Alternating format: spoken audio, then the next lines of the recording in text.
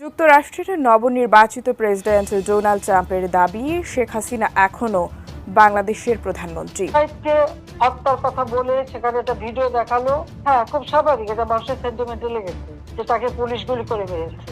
এখানে আমার প্রশ্নটা হচ্ছে, তাকে যদি পুলিশ গুলি করে থাকে, তো গুলি খাওয়া একটা লোক এরা টেনে নিয়ে গেল, এখানে কিন্তু কোনো রক্তের চিহ্ন দেখা যায়। মানুষ বিশ্বাস করেনি, তবে ঘটনার ডালপালা মেলতে থাকে শেখ হাসিনার পদত্যাগপত্র নিয়ে রাষ্ট্রপতির নতুন এক মন্তব্য করা নিয়ে। দেশের একটি জাতীয় দৈনিককে রাষ্ট্রপতি মোহাম্মদ শাহাবুদ্দিন চুপ্পু বলেন, শেখ হাসিনার পদত্যাগপত্রের কোনো দালিলিক প্রমাণ তার কাছে নেই। এই মুহূর্তে সারা বাংলাদেশের মধ্যে বাংলাদেশ আওয়ামী লীগের রাজনীতি নিষিদ্ধ হোক, বাংলাদেশ আওয়ামী লীগ কখনো নির্বাচনে যেন আর অংশগ্রহণ করতে না পারে, প্রয়োজনে শেখ হাসিনার ফাঁসি দিয়ে দেওয়া হোক, আওয়ামী লীগের যত ঊর্ধ্বতন নেতাকর্মী আছে সবার ফাঁসি হয়ে যাক, আজীবন ভারত থাকুক, জীবিত দশায় তাদেরকে আর চোখে দেখতে চান না। এই যে শ্রেণীটার নাম হচ্ছে বৈষম্য বিরোধী ছাত্র আন্দোলনের যারা নামি দামি সমন্বয়ক আছেন তারা। আসসালামু আলাইকুম রহমতুল্লাহ, সবাই কেমন আছেন? আশা করি সবাই অনেক অনেক ভালো এবং সুস্থ আছেন। সবাইকে স্বাগতম জানাচ্ছি আমাদের আরেক নতুন ভিডিওতে। প্রতিদিনের মতো আমি আপনাদের সিরিয়াত ফারুকি আবারও চলে আসলাম নতুন একটা ভিডিও নিয়ে। আজকের ভিডিও টাইটেল এবং থাম্বনেল দেখে ইতিমধ্যে বুঝতে পেরেছেন আজকে কি বিষয়টা নিয়ে কথা বলবো। আজকে যে বিষয়টা নিয়ে কথা বলবো খুবই গুরুত্বপূর্ণ একটা বিষয়। তো দর্শক, ইতিমধ্যে আপনারা সবাই ভিডিওর শুরুতেই কিছু অংশ দেখেছেন ভিডিওর। একটু পর আমরা ভিডিওর বাকি অংশগুলো দেখবো। তার আগে আপনাদের ছোট একটি অনুরোধ জানিয়ে রাখতে চাই, যারা আমাদের ফারুকি অনলাইন ইউটিউব চ্যানেলটিতে এখন আছেন, প্লিজ দরকার আমাদের চ্যানেল সাবস্ক্রাইব করে সাথে থাকবেন। আর বেশি কথা বাড়াচ্ছি না, আমরা ভিডিওর বাকি অংশগুলো একটু দেখে আসি। হত্যার কথা বলে সেখানে একটা ভিডিও দেখালো। হ্যাঁ, খুব স্বাভাবিক, এটা মানুষের সেন্টিমেন্টে লেগেছে যে তাকে পুলিশ গুলি করে মেরেছে। এখানে আমার প্রশ্নটা হচ্ছে, তাকে যদি পুলিশ গুলি করে থাকে, তো গুলি খাওয়া একটা লোক এরা টেনে নিয়ে গেল, এখানে কিন্তু কোনো রক্তের চিহ্ন দেখা যায়নি। দ্বিতীয় কথা হচ্ছে যে তার সঙ্গী সাথীরা যে তাকে টেনে নিয়ে গেল, কোথায় নিয়ে গেল? যার গুলি লাগবে তাকে তো সাথে সাথে হাসপাতালে নেওয়ার কথা, হাসপাতালে নেবে, অপারেশন করবে, বুলেট বের করবে, তাকে বাঁচাবার চেষ্টা করবে। আবু সাইদকে কিন্তু হাসপাতালে নেয় নাই, নিয়েছিল প্রায় 4-5 ঘন্টা পরে। 4-5 ঘন্টা পরে হাসপাতালে নেওয়ার পর ডাক্তাররা যখন চিকিৎসা করে তখন সে মৃত্যুবরণ করে। তার মাথায় আর একটা ভিডিওতে দেখা গেছে, তার মাথা, ওরা যখন পুলিশকে ঢিল মারছে, সেও পুলিশকে মারতে মারতে এগিয়ে যাচ্ছে, তার মাথায় একটা ঢিল এসে পড়ে, সে মাথায় হাত দেয়। তাহলে প্রশ্ন যে এই একটা সেন্টিমেন্ট তুলে তারা যে এতগুলি জীবন নিয়ে খেললো, এর জবাবকে দেখবে। আমরা যে জুডিশিয়াল কমিটি করে দিলাম এই হত্যা তদন্ত করতে, আজকে এটা বলতে জবাব যুক্তরাষ্ট্রের নবনির্বাচিত প্রেসিডেন্ট ডোনাল্ড ট্রাম্পের দাবি, শেখ হাসিনা এখনো বাংলাদেশের প্রধানমন্ত্রী। এমনি এক বার্তা ভেসে বেড়াচ্ছে সামাজিক যোগাযোগ মাধ্যমে। গণঅভ্যুত্থানের মুখে আওয়ামী লীগ সরকার পতনের পর শেখ হাসিনাকে নিয়ে এমন একটি পোস্ট ভাইরাল হয়, যা নিয়ে বিভিন্ন মহলে শুরু হয় আলোচনা। আসলেই কি ট্রাম্প শেখ হাসিনাকে নিয়ে এমন মন্তব্য করেছেন, নাকি এর পুরোটাই মিথ্যা? এ নিয়ে কি বলছে আন্তর্জাতিক গণমাধ্যম, জানাচ্ছেন SI রাজ।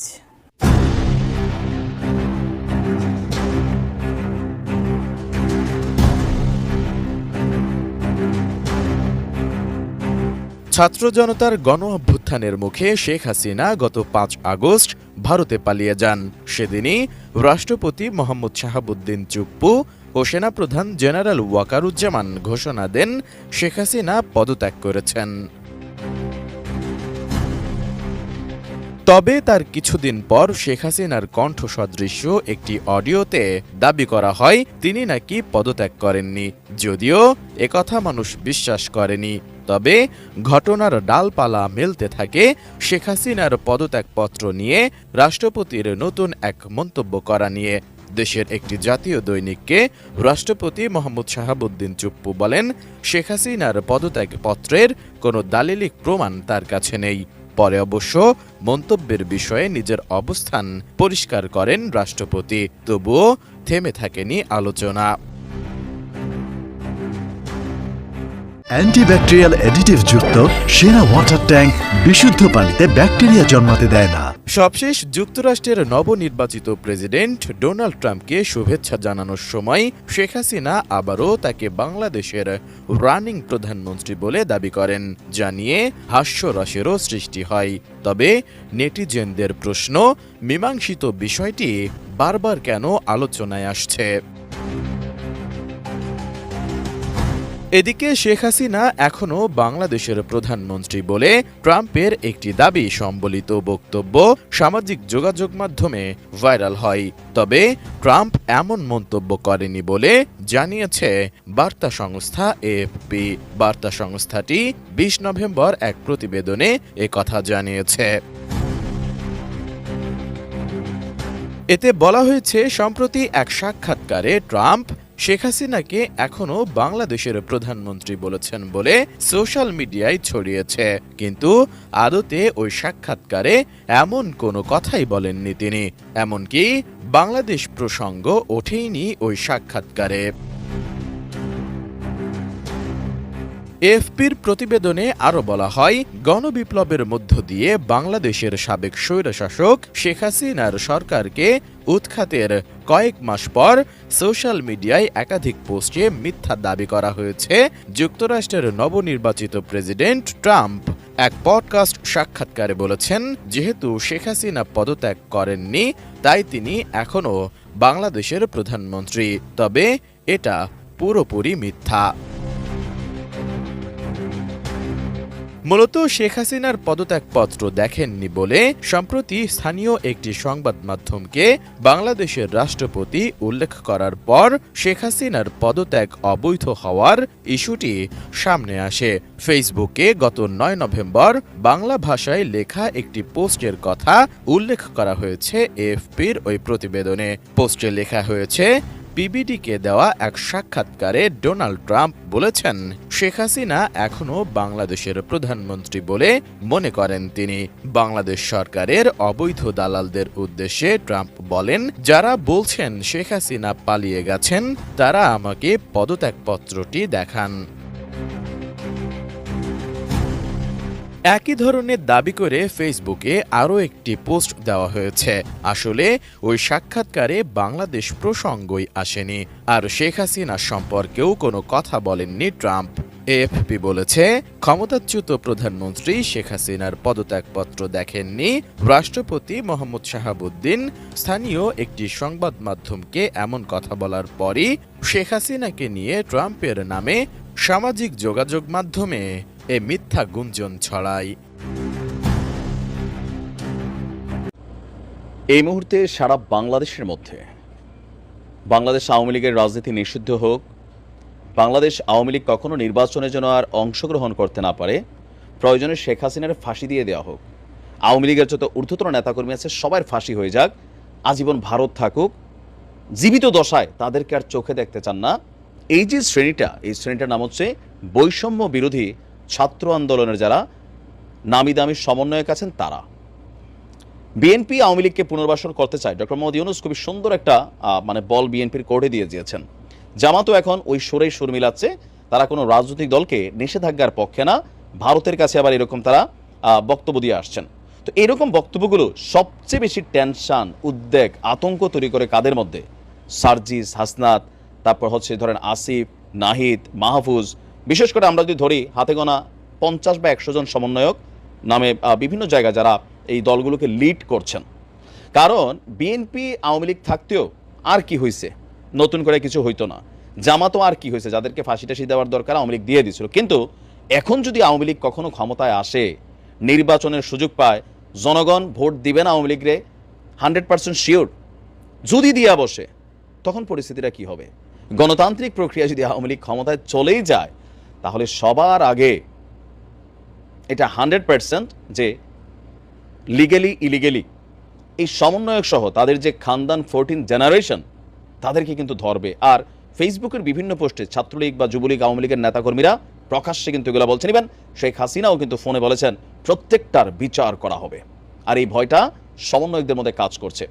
তবে সমন্বয়করাও অনেকে শেখ হাসিনাকে নিয়ে ট্রল করছেন। যেমন সার্জিস গতকালকে তিনি হয়তো স্বপ্নে দেখছেন কিনা আমি জানি না, শেখ হাসিনা বাংলাদেশে নাই, তাহলে স্বপ্নেও দেখে থাকতে পারেন যে পদ্মা সেতুর মধ্যে শেখ হাসিনাটা দেখা যায় কিনা। বিষয়টা ট্রোলিং ছিল ওই জায়গায়।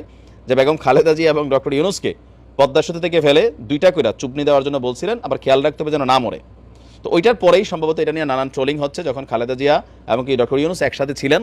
তো পদ্মা সেতুর জায়গায় আছে, তারাও আছে, সাবেক প্রধানমন্ত্রী শেখ হাসিনা নাই, এই কারণে একটা ট্রোলিং ইস্যু তৈরি হচ্ছে। তবে হাসনাত বলছে খুবই সিরিয়াস কথা, সার্জিসি কিন্তু বলছে জীবন থাকতে প্রয়োজনে জীবন দিয়া দিব। তো জীবন এমনিও যাবে, এইভাবেও যাবে, ওইভাবেও যাবে। তো যার কারণে সমন্বয়করা কোনোভাবেই কিন্তু আওয়ামী লীগকে বাংলাদেশে রাজনীতি করতে দিতে চাইবে না। এটা খুবই স্বাভাবিক, এটা তাদের ব্যক্তি সিকিউরিটির জন্যই আরও বেশি জরুরি। তো এই কথাটা আপনি দেখেন, হাসনাতের স্ট্যাটাসটা বলছে আওয়ামী লীগকে ক্ষমা করার মাধ্যমে 20 বছর পরে 4000 সন্তানের মৃত্যু পরোয়ানাতেই স্বাক্ষর করা হবে।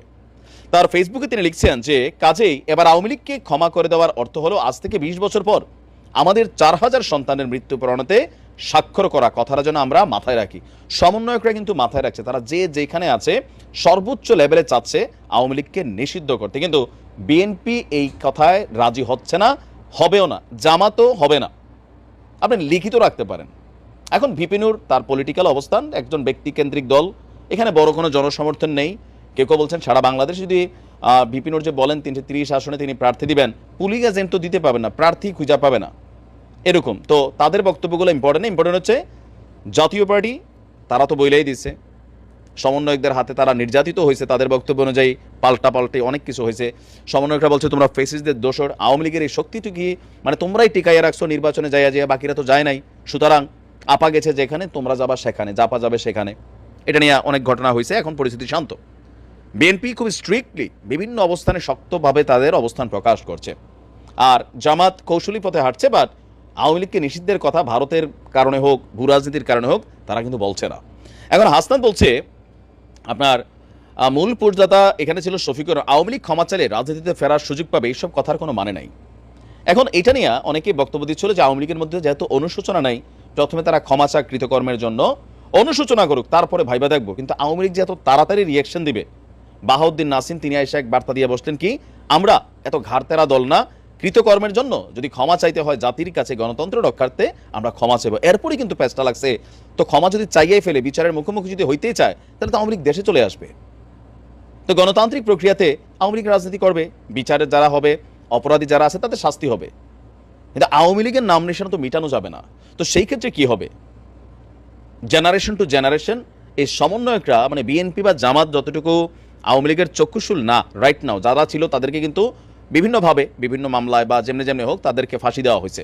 তো এখন এই যে একটা বিশাল সাম্রাজ্যের পতন আওয়ামী লীগের, এই যে লজ্জা, এই যে অপমান, এই যে দেশছাড়া পালানো লাগলো, মানে এই বক্তব্যগুলোতে এখন ট্রোলিংয়ে আসতেছে। তো কোথাও না কোথাও আওয়ামী লীগের প্রত্যেকটা নেতাকর্মীর ভিতরে যারা অন্ধ দলকানা, আমাদের বাংলাদেশের সবাই অন্ধ দলকানা, বাট ম্যাক্সিমাম আমরা যারা আছি বিভিন্ন দলের রাজনীতি করি দলকানা টাইপেরই, নানানভাবে বক্তব্য দিচ্ছে। আবার বিভিন্ন জায়গায় দেখেন সমন্বয়কদের উপরে হামলাও হচ্ছে, ছাত্রদল হাতুড়ি চাচা দিচ্ছে, আবার এই সমন্বয়করা নিজেরা এখন বিভাজিত হয়ে গেছে। তো সবকিছু মিলিয়ে সার্জিস এবং হাসনাত যে স্বপ্ন দেখছেন, স্বপ্নটা কিন্তু দুঃস্বপ্ন, এটা কিন্তু সত্যিই হবে। কাকতালীয়ভাবে যদি অন্য কিছু হয়, সেটা হইতে পারে যে ধরেন শেখ হাসিনা হঠাৎ করে মরেই গেল, বয়স্ক মানুষ, তাইলে হয়তো এখানে নতুন কিছু ঘটবে না, এটাও মনে রাখেন। ওনার পরে জয় আসবে, জয়ের পরে পুতুল আসবেন, তারপরে ববি আসবেন, এখানে অনেকেই বাই জেনারেশন এখানে কেউ কেউ লিড করবেন এবং এই জিনিসগুলোকে তারা প্রায়োরিটি দিবেন। প্রিয় দর্শক, এই বিষয়টা নিয়ে আপনার মতামত জানতে চাই, কমেন্ট সেকশনে জানাতে ভুলবেন না। আমাদের চ্যানেলে নতুন থাকলে চ্যানেল সাবস্ক্রাইব করে সাথে থাকবেন। এই বিষয়টা নিয়ে আপনার প্রতিক্রিয়া দ্রুত কমেন্টে জানিয়ে ফেলুন। দেখা হবে না কোনো ভিডিওতে। ভালো থাকবেন, সুস্থ থাকবেন।